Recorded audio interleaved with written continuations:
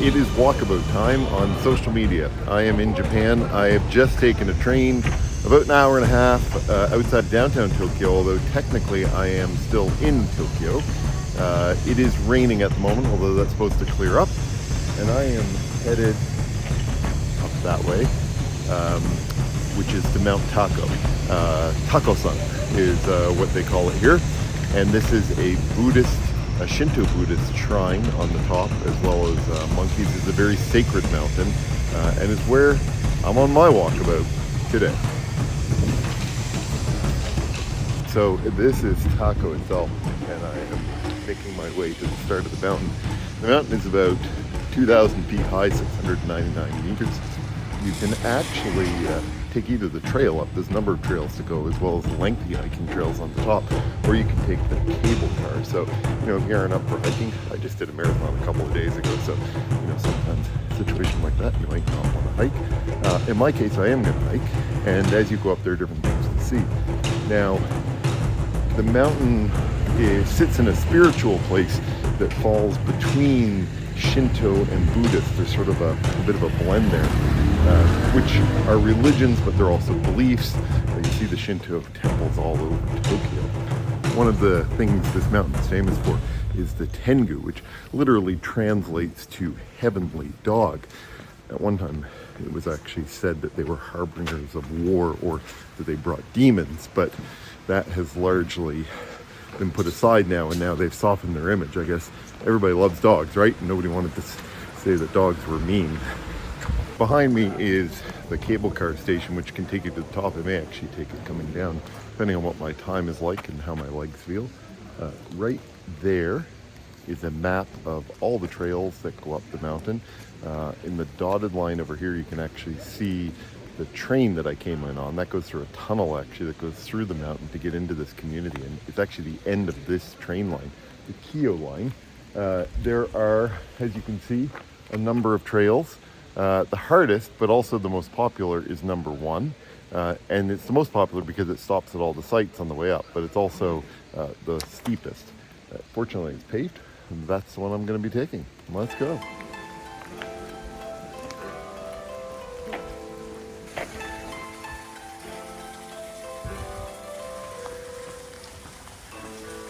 So head up to the trail. You see it appears to say do not enter, but that's not actually what it's saying.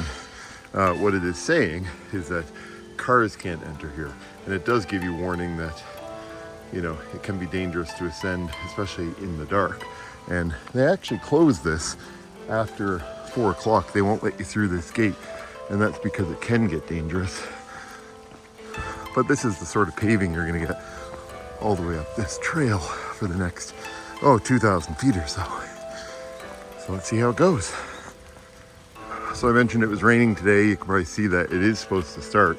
I'm up high enough now. There are mountains surrounding Tokyo that I'm actually back in the snow now. So it's actually quite cold. Colder than I would have expected. It's just becoming spring, and down in Tokyo, some of the early cherry blossoms have started to come out. But not here. Here, we're still dealing with snow.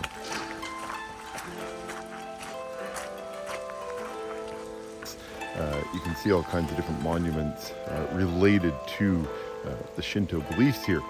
And they are all the way up and down this trail. If you take the cable car, which incidentally is the steepest cable car in all of Japan, you'll miss these lovely sights. There are wild monkeys here, and this sign right here does warn you not to feed them, because of course then they become used to strangers, used to tourists, as well as the locals, and that can create a real nuisance around here. So there are wild monkeys in here. I don't know if I'll see any. I know there's a monkey sanctuary up here. The cable car is the steepest. This trail is quite steep. I'm now making a little hairpin turn. It'll do some switchbacks now for a little while before reaching the top where the cable car would go, but also the monkey sanctuary. It's worth noting the cable car actually doesn't take you all the way to the top. It only takes you as far as a restaurant that is open here in the summer. It's still quite cloudy out there, quite foggy. It's supposed to actually lift today, and it has been lifting a bit, but it's still raining, still lots of snow. there is a fork in the road here. One of them can take you on one of the other trails up this way. See all those stairs? Yeah, I don't think so. Anyways, but that'll take you to an observatory, and it goes around the edge of the mountain. Be a lovely hike if there was a view today. I am still planning to take the main red route, which is up that way, and so that's where we're headed off to. And you can see, like, if I flip the camera around here for a second, you know, all these walls and so forth, and even the road. This really is an important and sacred place. It's a place that attracts lots of local visitors, fewer tourists than actual locals, which makes it a nice place to come. A lot of people, of course, they head to Mount Fuji, which is essentially part of this mountain range, the mountain range that runs around the outskirts of Tokyo.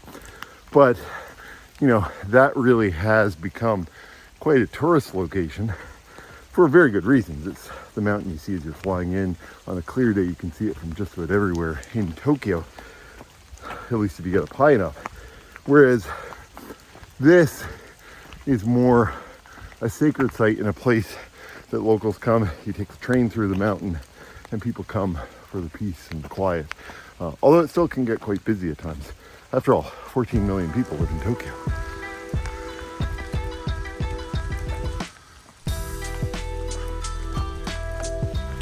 You would be forgiven for wondering why it is that I'm walking up instead of taking the cable car up and then going down. You'll see behind me there's a lady who's making her way down, and I passed quite a few locals who are making their way down, nobody going up. And part of that's the rain, people do actually walk up. But as I mentioned earlier, I ran the Tokyo Marathon a couple of days ago, and after running a marathon, it's actually easier to go uphill than it is to go downhill. The rain is lightening off now, which is kind of nice. You can actually see here, again, some of the Buddhist, Shinto, and Shinto monuments. Shinto, really. Buddhism and Shinto are actually two different things. They're very closely intertwined here in Japan, and I certainly am not an expert enough to try and accurately describe the differences in how the two go together. Okay, so if I had taken the cable car, this is where it would have brought me up to. You can see there's sort of a patio area there, there's restaurants and all that in the summer. It's still winter here. This is March, there's snow up here. I've actually climbed up into the fog layer now, the cloud layer, I guess. But this only would take you part of the way. There's still much more yet to come. Clouds are lifting, which maybe means the rain's gonna end.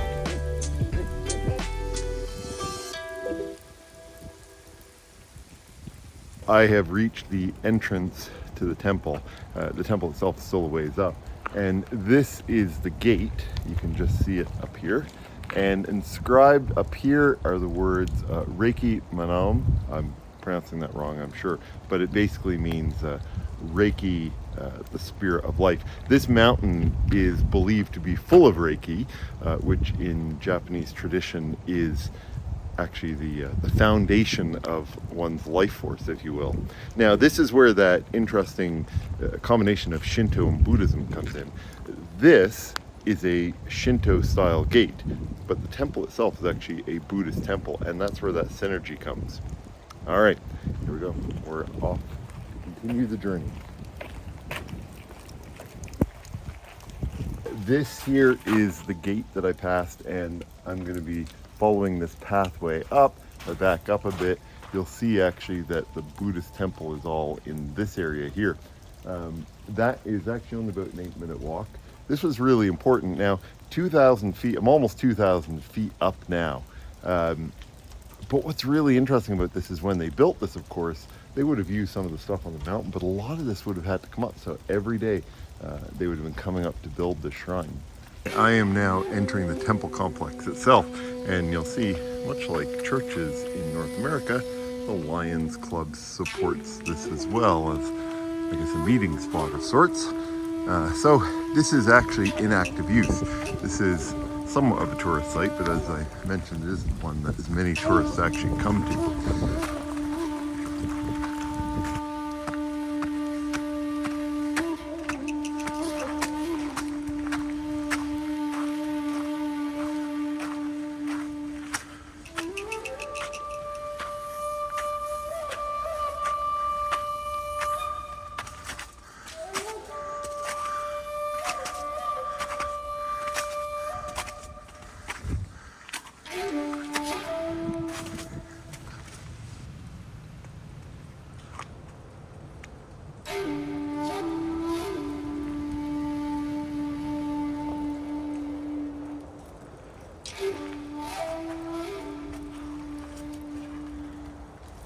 One of the things you'll notice here are these very large cedars. There are 10 of them, and they are tied with ropes and paper. And as you go up and down, you'll see some people are actually leaning into them and touching them. The paper and the rope is actually meant to protect sacred places and to ward off evil spirits in the area. These cedars actually have a really interesting story. In the typhoon of 1966, which hit this area, these survived, and they are reportedly over 700 years old now. And that is just amazing because so much of the area was actually devastated, but you can see just how tall they are. They are said to be over 47 feet tall, and they are so old, in fact, that at the base and in the roots, they're actually hollow. So I've been walking past these boards on the way, and they're cedar boards, and you may be wondering what they are for. They look very similar to what you see in Japanese cemeteries, which carry the name of people who have passed, their new name, because they're given a new name so that their name is not spoken, because if they're spoken, they can actually come back to life, back to the mortal world, and you don't want to have that happen. But these are actually donation boards. They have the names of cities and people and companies that have made donations to help keep this temple surviving, and the maintenance. You can just imagine what it takes to maintain something like this. I've made it into the temple complex, and they've closed off this area in a couple of areas because snow is falling from the roof, and it comes down with quite a big bang periodically. This is also where you see a lot of statues. You see them here and here of the Tengu that I talked about, which, as I said, translates to heavenly dog.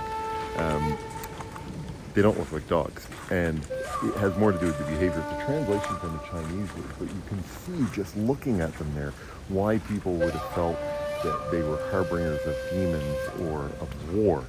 Of course, that has changed over time, and now they're seen as somewhat more peaceful. This is an enormous complex up on the top of the mountain, and up here there is a visitor center, which I'm going to check out and see what I can learn about this spot.